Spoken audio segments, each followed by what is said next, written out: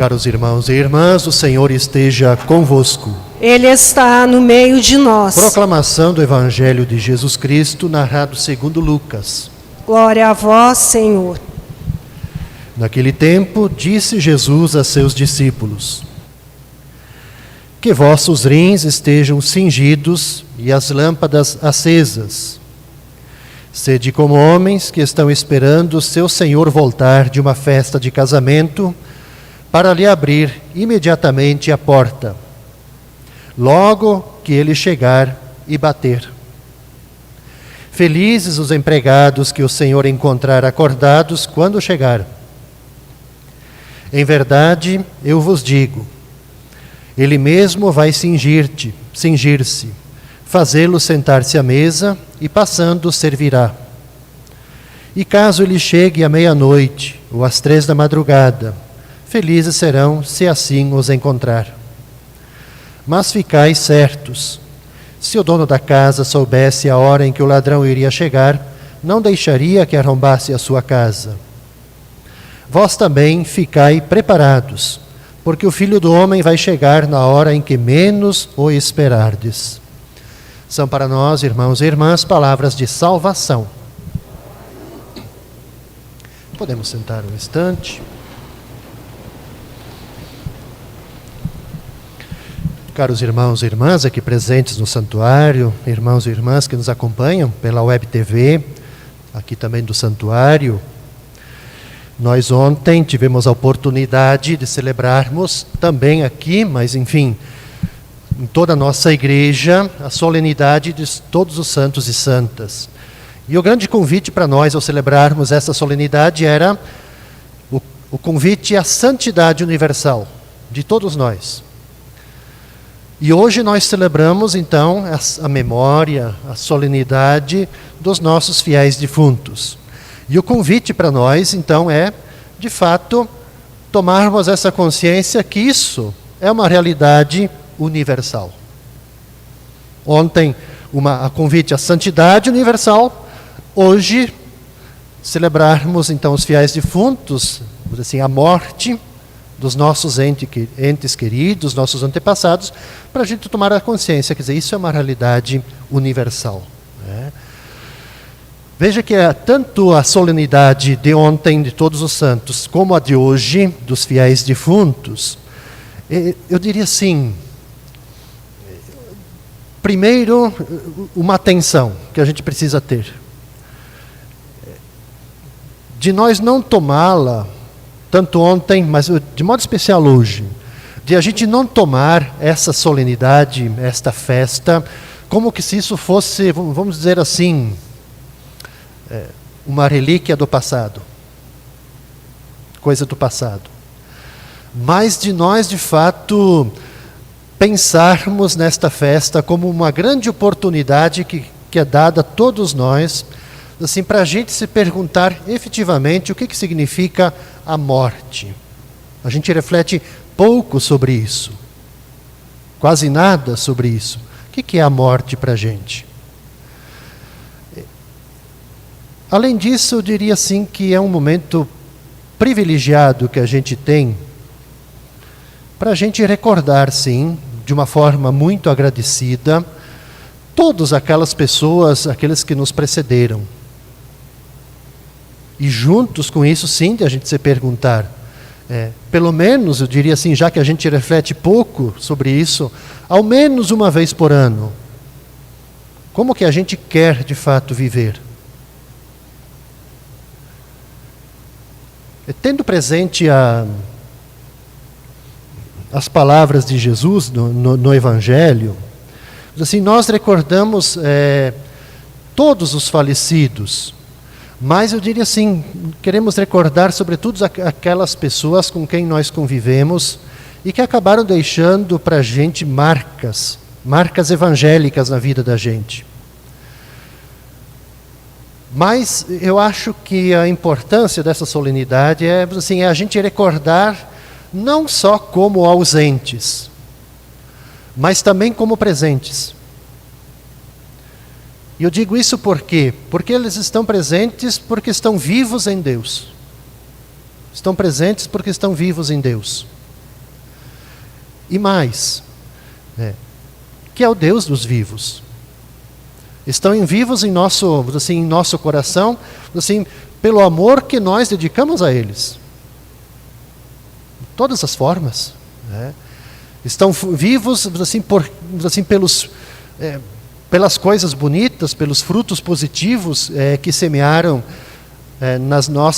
que semearam no decorrer das suas vidas e também semearam nas nossas vidas.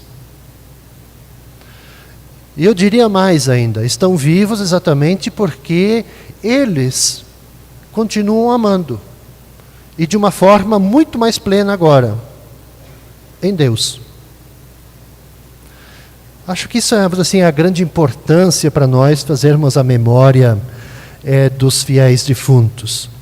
Quer dizer, os nossos falecidos, que nós assim conhecemos pessoalmente, de modo especial assim, os nossos parentes, os nossos ancestrais, os antepassados, aqui eu acho que cabe uma questão muito interessante para a gente. Assim, a gente precisa ter consciência de que, de fato, eles são as raízes pelas quais nós vivemos. São as raízes. Então, assim, o dia de hoje, dia de finados, os fiéis defuntos, eu vejo assim como uma grande ocasião que nós temos, inclusive para a gente assim, pensar, para a gente aprofundar sobre essa árvore que nós mesmos somos. Assim, de a gente pensar que a nossa árvore, ela tem raízes profundas e ela como que se abre numa grande copa no alto. Para dizer o seguinte, que nós somos seres da terra, mas somos seres do céu. Quer dizer, as nossas raízes são os nossos antepassados, os que nos deram a vida. E por isso que, assim, o celebrar, fazer memória, como o dia de hoje, os rituais, seja no dia, assim, quando a gente se despede,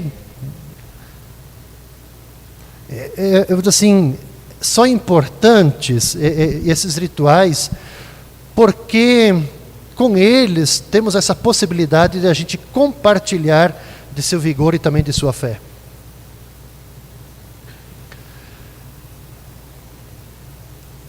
Eu acho que se nós rezamos por, mas também com os nossos mortos, eu diria assim, não é para a gente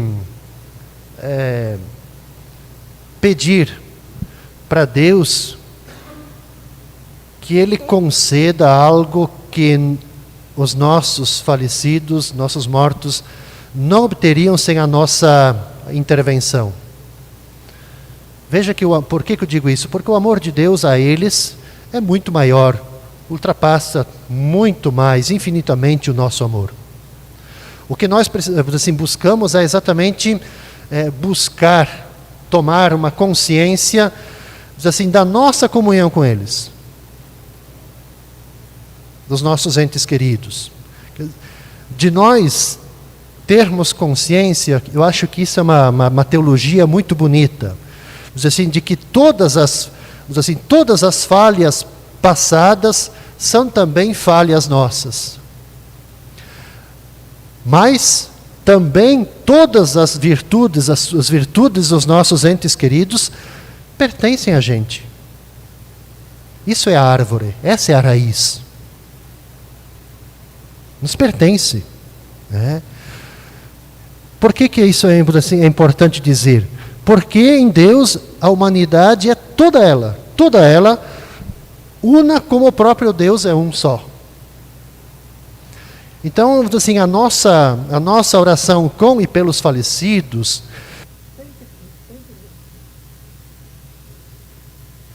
tem que nos transformar para que a gente possa fazer exatamente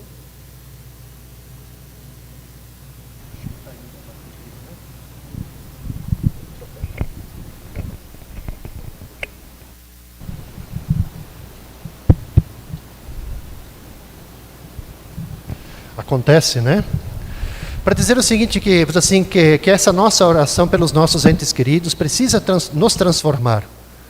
Assim, para que, transformar nessa perspectiva, para que a gente possa fazer o nosso amor, o amor de Deus por eles.